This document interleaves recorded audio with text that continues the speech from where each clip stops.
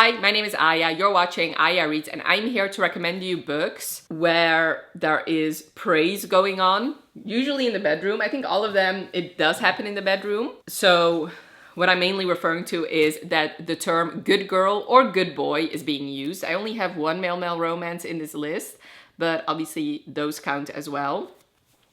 There's gonna be some books in here that are already very popular, but I figured maybe not everybody who watches this video will know about these bigger books out there. And I'm not, with most of these books, I don't know specific scenes, and I'm not gonna talk about specific scenes. All I know is that the term good girl or good boy has been used at least once in this book. So with some of them, that it is like the whole praise kink.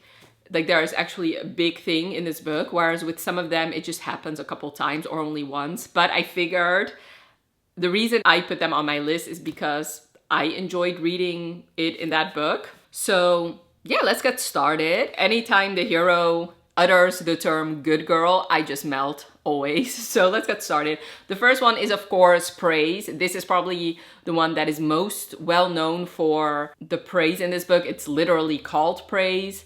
And I feel like this book really put this kink more like on everybody's radar, more than it already was. So this is the first book in the Salacious Players Club by Sarah Kate, and this is like a spicy club, but attached to a app.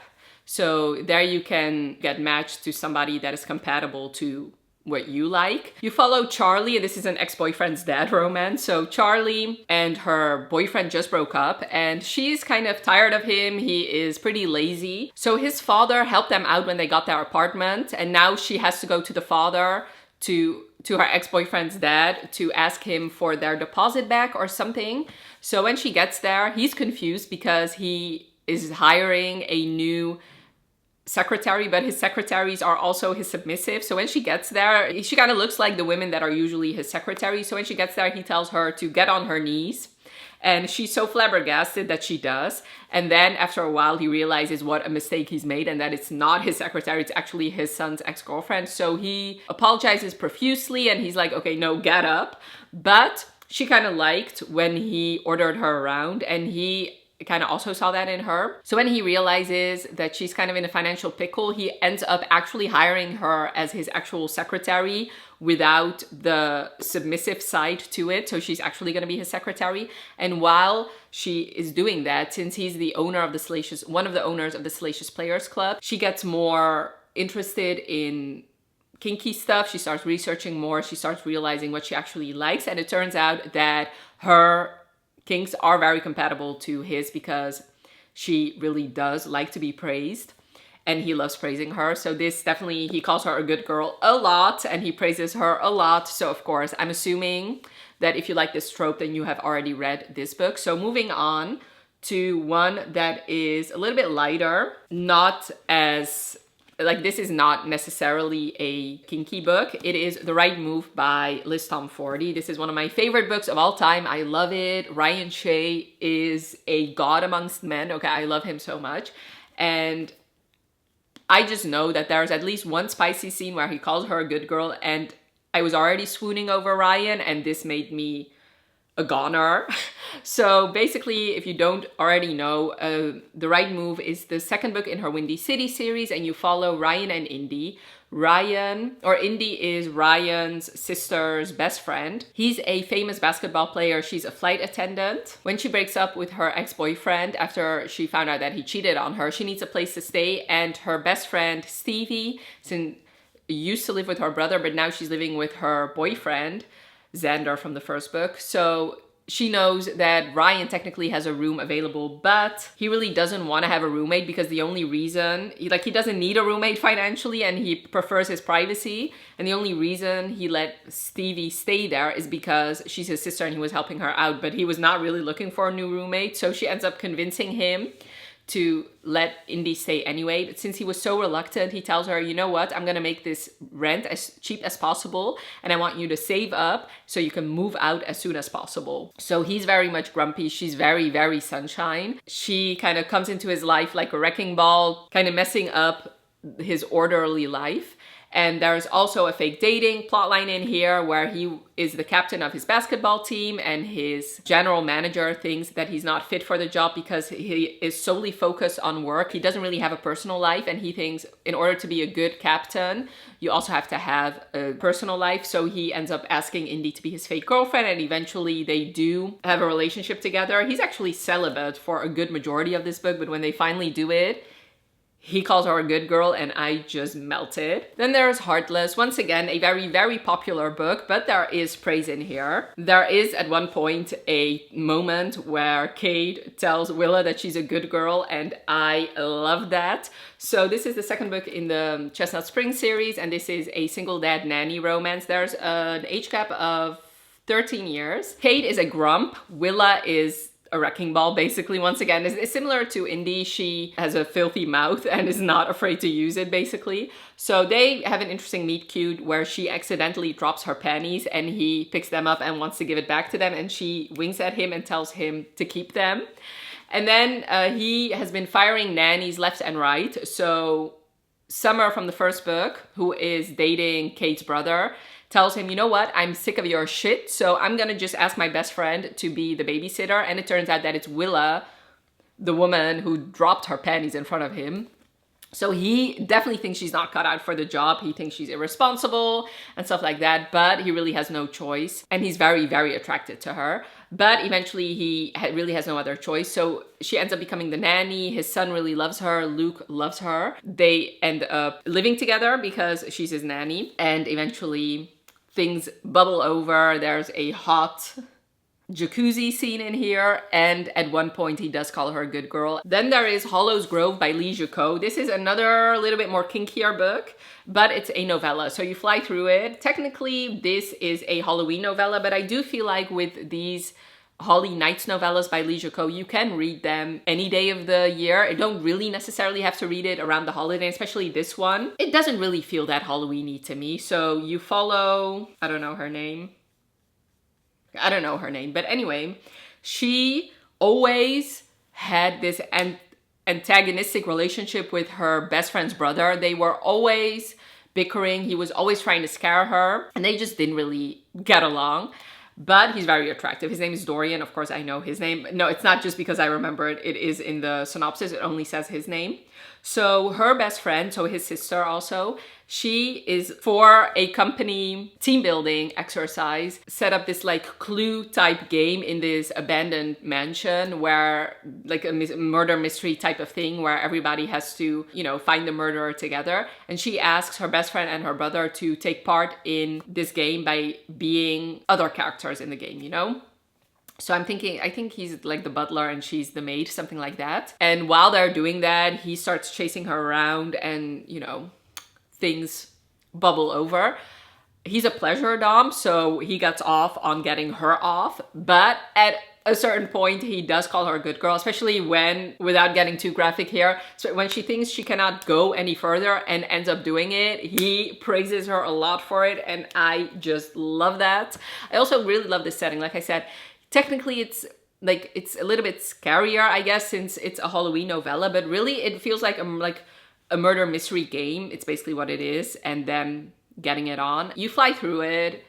I love these novellas, and this is my favorite in the series. Then there is one that is not really my favorite. I gave it 3 stars. Actually, any book I'm talking about that I reviewed in any way, I will have links for you. It's Enigma by Rue Nix.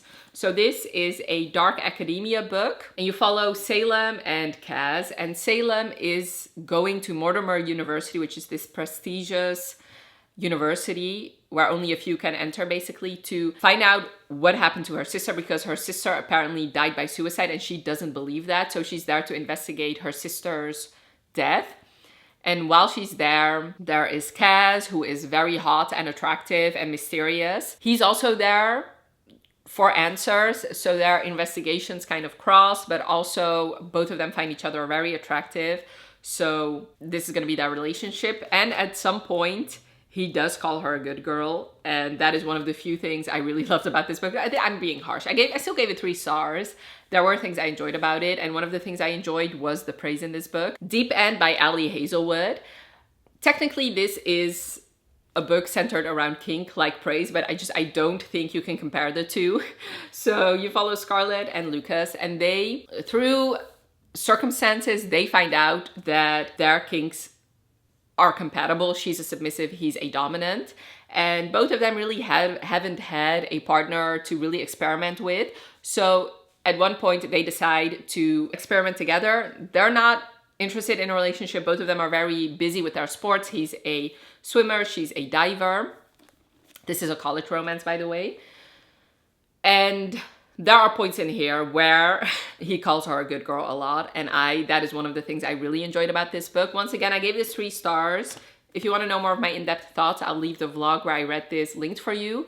But yeah, this was sold as being like very, very smutty and steamy and kinky. And I felt like that really wasn't the case, but I was very happy with all the praise in this book, so I did enjoy that. Phantasma by Kaylee Smith. This is a romantasy, and you follow Ophelia, who, after their mother's death, her sister enters a Phantasma, which is this competition where if you enter, there's like a possibility where you actually die. It's a competition that the devils put on, like actual devils, and it's televised for hell, I guess, and there's trials that link to the 9 levels of hell, and you can, there are ways to get out of it. You can forfeit, you can make deals with devils, but once you actually are in a trial, you either win, or you either pass the trial, or you die. So it's very dangerous. So she ends up entering because she wants to save her sister, and while she's there, she meets this phantom named Blackwell. They eventually start up a sexual relationship, and he calls her a good girl a lot while they're doing it. So that's why this one is here. This is very popular. I have to say I preferred the sequel over this one. I don't think the sequel had any praise in it, but this one definitely did. So that's why this one is here. Now for the only romance is Kiss the Villain by Rena Kent. This is the first book in her Villains series, which is a spin-off from her Legacy of Gods series, and you follow Caden and Gareth. And you can read this without having read the Legacy of Gods, by the way. Their sexual encounter starts off very, very, very dubious consent, leaning towards non-con. Well, I mean, that first interaction was definitely non-consensual. So this is also an age gap. This is a student-professor romance where Caden definitely, even though he always thought that he was like more of the dominant side, he definitely isn't in this dynamic. Caden definitely dominates him a lot, and while doing so, eventually he starts calling him a good boy, and Gareth really enjoys that, and I really enjoyed it too, so that's why this is on here. This is, out of all of these books, definitely the darkest out of all of them. Very dark romance. So like I said, there's non-con, there's dub-con, there's a lot of violence towards the end. So if you don't like dark romances, then don't pick this book up. But if you can handle it, I would recommend this one. Butcher and Blackbird by Brynn Weaver. I don't know if this one is darker than Kiss the Villain. I think since this is a little bit more humorous, I feel like this is a little bit less dark than Kiss the Villain. So this is about 2 serial killers falling in love. So you follow Rowan and Sloane, and they basically have spent a couple of years competing who can kill their target the fastest. So every year they get this assignment of figuring out who they're supposed to kill, and they battle it out, or they have this competition, and eventually it turns into a romance. This has more than just praise. There's a lot more kink going on in this book, but Rowan does call Sloane a good girl sometimes, and I melted. That is one of the things I really loved about this book. And last but most certainly not least, I just realized most of these books actually haven't given high ratings, but I did enjoy the praise in these books. So the last one is Keep Her Safe by QB Tyler. It's my first QB Tyler and wasn't really my favorite, but I am very much looking forward to reading more by QB Tyler. So Keep Her Safe is a bodyguard romance. So you follow this actress who has had a crush on her bodyguard for a while now, but the first time she made advances towards him, he shut her down brutally, and she kind of stayed away because of that. She has been dating another guy ever since, but the other guy, I believe he cheated on her. Anyway, they end up breaking up, and this is also an age gap, and I have to say, when she first made a move, she was pretty young. I don't think she was underage, but she was pretty young. Now that she's single and definitely a little bit older, he finally starts looking, or I mean, he always noticed her. Obviously, she's an actress, she's beautiful, but now he feels like, you know, she's interested in him. Now he's also very much interested in her. But it's obviously, it's a little bit forbidden since he's her bodyguard and she has to, I believe she still has to pretend that she's dating her ex for appearance sake and for media sake, because they still have to promote projects and they don't want their breakup to be a scandal. So she has to still pretend to be in love with her ex when they're doing stuff together, and he calls her a good girl, and it is amazing. So I think I flew a little bit through these books because I have to say, since I don't remember specific scenes of when like the praise actually happens, other than tell you about the synopsis, I can't really tell you a whole lot about these books. But I would really love to know. As you can see by this list, I think I prefer praise when it's done in like a regular contemporary, and you just get like a little bit of a fun surprise when good girl gets uttered. I don't know, I just really like that. I tend to like that as much as I do enjoy reading some more erotic romances. I feel like when a good girl gets uttered in like a regular contemporary setting, it just feels more realistic to me, and I tend to enjoy that. So I don't know, and it's like I said, it's a fun surprise because you're not expecting that in that setting. I would really love to hear your recommendations for praise kink in books, or like good girl recommendations. Leave all your thoughts down below. I would really love to know that, especially like I said, I would like to know every recommendation you have, but especially if you have them in more of a contemporary romance or fantasy romance where you're not expecting it, but it pops up and it feels natural. Leave all your recommendations down below. And I really hope you enjoyed this video. Definitely let me know by leaving a like if you did, and thank you so much for watching. Have a wonderful rest of your day, and I'll talk to you later. Bye.